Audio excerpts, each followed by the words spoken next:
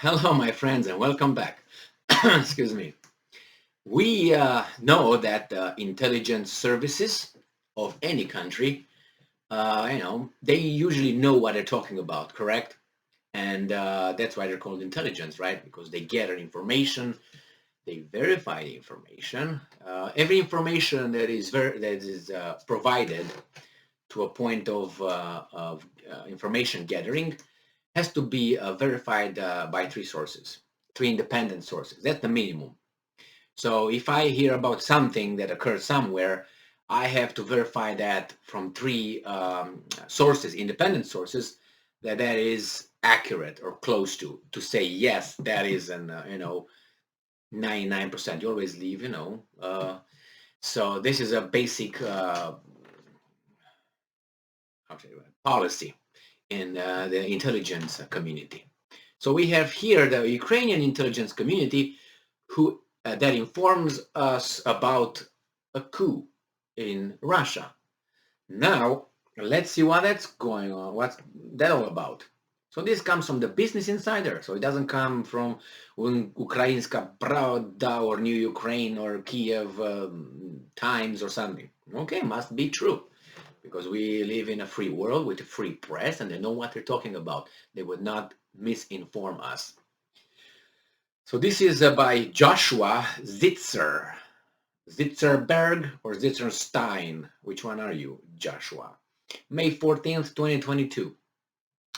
And this is the title. Putin coup is underway and I'm quoting, impossible to stop, end quotations, says Ukraine's military intelligence chief. Honey, bring the champagne, the good one. Really? Okay, let's see what these guys are saying. A coup to overthrow Russian President Vladimir Putin is underway, according to Ukraine's military intelligence chief. The coup is impossible to stop, Major General Kirillo Budanov told Sky News. Oh, Sky News. The Russian leader is in a very bad psychological and physical condition, end quote, Budanov said. A coup to overthrow Russian President Vladimir Putin is underway and can't be stopped, according to Ukrainian military intelligence chief. He's the chief. Can we use the word chief? I heard they try to ban it here in America because chief might be offensive to some groups. So, speaking to Sky News, Major General Kirillo Budanov said that a Russian military defeat would result in Putin's removal and the country's eventual collapse. So it's would and should and might and probably, possibly. And I'm quoting, it will eventually lead to the changes of leadership of the Russian Federation, end quote. Budanov said per Sky News, and I'm quoting again, this process has already been launched, end quote. Budanov said yes when pressed by, that's why he said yes, duh. That's what he said when he was pressed by Sky News International Affairs editor Dominique Waghorn, on if this means that a coup attempt is currently in motion. He said, duh, yes. And I'm quoting, they are moving in this way and it is impossible to stop it. Putin, you're in bad shape. A poor military performance, floundering morale, and a struggling economy make a coup against the Russian dictator more likely, Insider reported. But the existence of the FSB and the FSO and the Rosgvardia serve to protect him. In an exclusive Sky News interview, Budanov claimed that Putin is in a very bad psychological and physical condition, and he is very sick. Okay, it follows a report that an unnamed Russian oligarch linked closely to the Kremlin was recorded saying that Putin is very ill with blood cancer. There has been a great deal of speculation, do you think so, on whether the Russian leader is unwell. Video footage emerged in late April showing Putin shaking uncontrollably, sparking suggestions that he might have Parkinson's disease. Commentators have also pointed to his unusually puffy face as a sign of steroid use. and possibly illness, as well as the use of a blanket to keep warm during Russia's Victory Day military parade last week.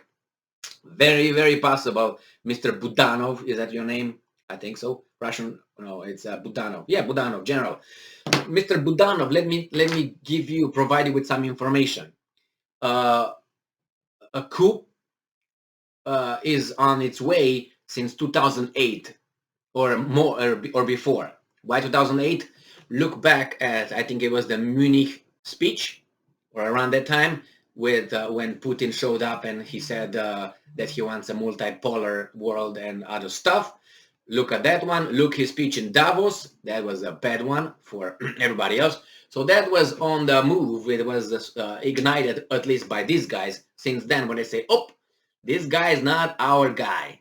That's his own guy. We gotta, hey guys, you make sure you do it like, like all those South American countries and yeah, and Libya too. Yeah, you can use Libya as an example. Yeah. That's how probably it was a conversation exactly like this. Do you think they're gonna speak? Hey, sir. No, they're gonna be like,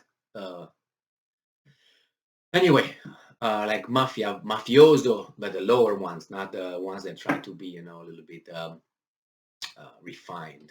You know what I mean? So there you go. So Mr. Budanov, yes, that's been over there. And besides, I really believe this guy. You know what? Because in his country, in 2014, exactly something like this occurred, didn't it? And with the help of his buddies right now, didn't it? So yes, they got a lot of experience, a lot. Maybe not the Ukrainians necessarily, but the guys that facilitated and helped, provided support to the Ukrainians in 2014, Maidan and all that thing over there. I'm not talking about 2008, 2014. And yeah, those guys have a lot of experience. Look in their history and you will find the whole South America. And you find, if you want, you go even to Hawaii, how the Queen was helped to get lost. So not only that, you can take Iran, 1954 or 1956, I think it was Iran, right? With Mozambique, or whatever his prime minister's name used to be. Remember that? Oh, no, if not, just look for that. And many, I mean, you can take even Romania, 1989. You can take that to the bank as well. Oh, you might take, if you want, Soviet Union. That's a good example. And with Mikhail Gorbachev, who doesn't live in Russia, I don't know why. I think he likes the weather more in California. Oh my, yeah. Gorbachev, that guy, the good guy, he doesn't come and lives in his country. I wonder why. For a long time. So nevertheless, yeah, I'm pretty sure there are people around any leader who want to take his place. Now, if Putin is sick, I do not know, obviously. Could be. His puffy face, I don't know. Maybe he drinks too much water and eats too much salt. And that keeps the water in your body longer. Or maybe you take, as this guy said, maybe, and I'm pretty sure he gets all kind of injections to stay up, like any other president, I will assume. That's another thing. Is he sick? He showed up with that blanket on the Victory Day. That's true. That's very unusual. I don't know what's going on with that. But that's not a good sign. Let's put it this way. Other than that, I posted a video maybe about 3 weeks ago or a month ago regarding with what the mass media diagnosed Putin all these years with all kind of diseases for the past, 20 years. And you check over there, there's about 15 diseases that they diagnosed and they claimed, like they claim right now. So that's why for me, I don't believe it until I really see it.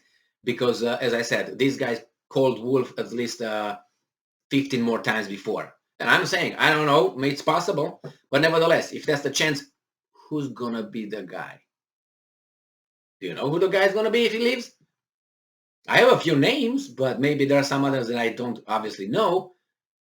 And besides, they think they're winning. And if you look at the map, they're advancing. So Russia is not losing in any way that I can, right? Is it? They're advancing. The Russians is not the other way around. So I don't know about that being in a very psychological. He's not like so. I don't know. These guys look at Putin. Not that I'm an expert on Putin, but look at his biography at least and his achievements. And as a person, I don't think he's like a little uh, girl, crying in a corner somewhere when you yell at her.